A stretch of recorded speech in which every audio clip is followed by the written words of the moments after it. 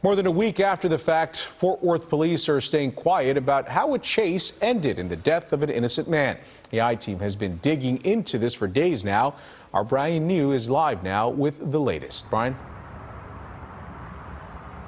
For the past weekend, we have been asking the Fort Worth Police Department's questions about this chase, and we are still waiting for some answers, including when, where, and how did this pursuit begin, along with whether policy changes are needed to prevent unintended consequences.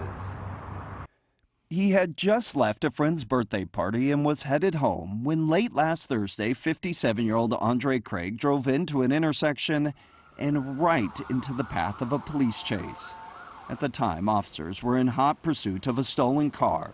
Witnesses say Craig had the green light when he crashed into a police SUV and died at the scene. I want to know the policy. I want to know the legal policy, and I want to know if it was followed. Nefertari Mundy is Craig's sister. She says her family is still waiting on an explanation from police. There was a life lost that was not involved, right? An innocent life. And so I guess the main question would be, like, was that absolutely necessary? They have to balance between the gravity of the offense or the offender versus the safety of the public. Law enforcement expert Alex Del Carmen says officers often face difficult split-second decisions on whether to pursue a suspect, which is why he says department policies are key in establishing parameters. On the Fort Worth Police website, there are 452 pages detailing policies and procedures, but the section about pursuits is marked restricted. When the I-Team requested a copy of that policy, we were told to file an open records request. We did last week. The department has not released any details since. I saw a girl post on Facebook saying, "Does anybody know whose car this is?" Ace Weigart is the owner of the stolen Dodge Charger that officers were chasing that night.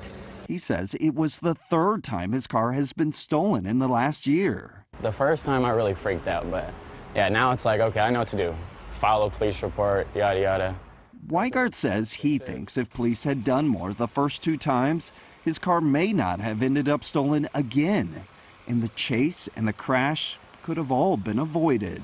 Honestly wish that they would take fingerprints and charge the people. But the I-Team found solving stolen vehicle cases often proves to be difficult. In the past 5 years, the number of reported stolen vehicles in Fort Worth has increased year over year, while the clearance rate has stayed consistent, with 10 to 15% of cases being solved, which is right around the national average. In the Fort Worth Police impound lot sits Craig's SUV, along with Weigart's stolen car. Both vehicles, as the result of theft and an attempt to stop it, are now evidence in a murder case. So the two men that were in that stolen vehicle were arrested and do face charges. The driver faces a murder charge. Meanwhile, Craig's death comes just weeks after the Fort Worth Police Department was involved in another deadly chase.